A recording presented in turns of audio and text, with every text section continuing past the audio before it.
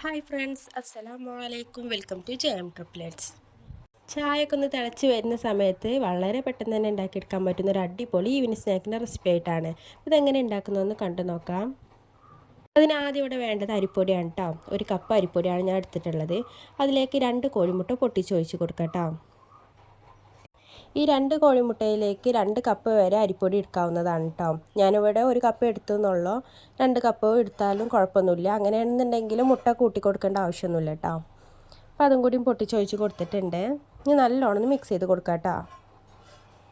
Just ആ മുട്ട ഒന്ന് എല്ലാ അരിപ്പൊടിൻ്റെ എല്ലാ ഭാഗത്തും എത്തുന്ന വിധത്തിൽ ഇതുപോലെ ഒന്ന് മിക്സ് ചെയ്ത് കൊടുത്തിട്ടുണ്ട്. ഇനി ഇതിലേക്ക് ആവശ്യത്തിനുള്ള ഉപ്പ് വേണം ചേർത്ത് കൊടുക്കാൻ. ഇനി നിങ്ങൾക്ക് അരിപ്പൊടിൻ്റെ പകരം ഗോതമ്പ് പൊടി എടുക്കാവുന്നതാണ് കേട്ടോ. എന്നാലും ഈ ഒരു ടേസ്റ്റ് തന്നെ ആയിരിക്കും. അതിനാവശ്യത്തിനുള്ള ഉപ്പും കൂടി ചേർത്ത് കൊടുത്തതിന് ശേഷം നല്ലോണം മിക്സ് ചെയ്ത് കൊടുത്തിട്ടുണ്ട്.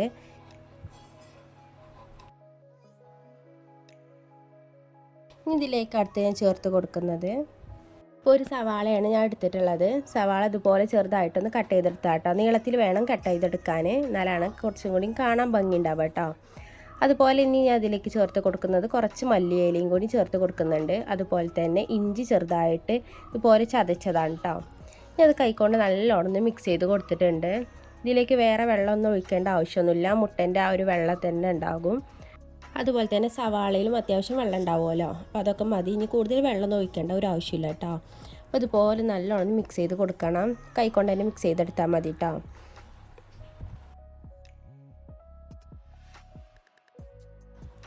ഇതിലേക്ക് ജസ്റ്റ് ഒന്ന് കളറിന് വേണ്ടി കുറച്ച് മഞ്ഞൾപ്പൊടി ചേർത്ത് കൊടുക്കുന്നുണ്ട് കേട്ടോ. അത് ഓപ്ഷണലാണ്, വേണമെന്നുണ്ടെങ്കിൽ മാത്രം ചേർത്ത് കൊടുത്താൽ മതി. ഇതുപോലെ ഒരു മഞ്ഞ കളറൊക്കെ ആകാൻ വേണ്ടി മാത്രമാണ് കേട്ടോ. അതുകൊണ്ട് ചേർത്തതിന് ശേഷം നല്ലോണം ഒന്ന് കുഴച്ചെടുത്തിട്ടുണ്ട്. ഇതിലേക്ക് ചെറിയൊരു കളറിന് വേണ്ടി മാത്രമാണ് ഈ മഞ്ഞൾപ്പൊടി ചേർത്ത് കൊടുക്കുന്നത്. അതുകൊണ്ട് ചേർത്തതിന് ശേഷം നല്ലോണം മിക്സ് ചെയ്തെടുക്കാം. ഉള്ളിൻ്റെ വെള്ളമൊക്കെ ഉണ്ടാവും ഇതിലേക്ക്. അപ്പോൾ കൂടുതൽ ലൂസ് ആയിക്കണമെന്നുണ്ടെങ്കിൽ കുറച്ച് അരിപ്പൊടിയും കൂടി ഇട്ടുകാണ്ട് ഇതുപോലെ ഒന്ന് ടൈറ്റാക്കി എടുക്കാം കേട്ടോ. അപ്പോൾ അതുകൊണ്ട് ഈ രീതിയിലൊന്നായി വന്നിട്ടുണ്ട്. ഇനി നിങ്ങൾക്ക് ഷേപ്പ് വേണമെന്നുണ്ടെങ്കിൽ ഇതിലേക്ക് കുറച്ചും കൂടി പൊടി ഇട്ടുകാണ്ട് ഒന്ന് ടൈറ്റാക്കി എടുക്കുക. എന്നിട്ട് നിങ്ങൾക്ക് ഇഷ്ടപ്പെടുന്ന ഷേപ്പിലൊന്നും ആക്കി എടുക്കാവുന്നതാണ്. ഞാനിപ്പോൾ ഷേപ്പൊന്നും ആക്കുന്നില്ല, ഡയറക്റ്റ് ആയിക്കാണ് ഇങ്ങനെ പൊരിച്ചെടുക്കാം കേട്ടോ. അപ്പോൾ അതുകൊണ്ട് ഒരു പാൻ എടുത്തിട്ടുണ്ട്. ആ പാനിലേക്ക് ഇതുപോലെ നമ്മൾ കൈക്കൊണ്ട് തന്നെ ജസ്റ്റ് ചെറിയ ചെറിയ ബോൾസ് ആക്കിയാണ് ഇട്ട് കൊടുക്കുന്നുണ്ട്.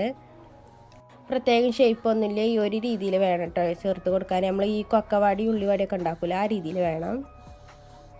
അപ്പോൾ അതുകൊണ്ട് വളരെ പെട്ടെന്ന് തന്നെ ഉണ്ടാക്കിയെടുക്കാൻ പറ്റുന്ന ഒരു അടിപൊളി ഈവനിങ് സ്നാക്കാണ് കേട്ടോ. ഇതുപോലെ വളരെ പെട്ടെന്ന് തന്നെ ഉണ്ടാക്കിയെടുക്കാൻ പറ്റുന്ന ഒരുപാട് വിഭവങ്ങൾ ചാനലിൽ അപ്ലോഡ് ചെയ്തിട്ടുണ്ട്. അപ്പോൾ എല്ലാവരും ചാനൽ പോയിക്കാണ്ട് ചെക്ക് ചെയ്യുക. നിങ്ങൾക്ക് ഇഷ്ടമാകാണെന്നുണ്ടെങ്കിൽ ഒന്ന് സബ്സ്ക്രൈബ് ചെയ്ത് സപ്പോർട്ടാക്കാം കേട്ടോ.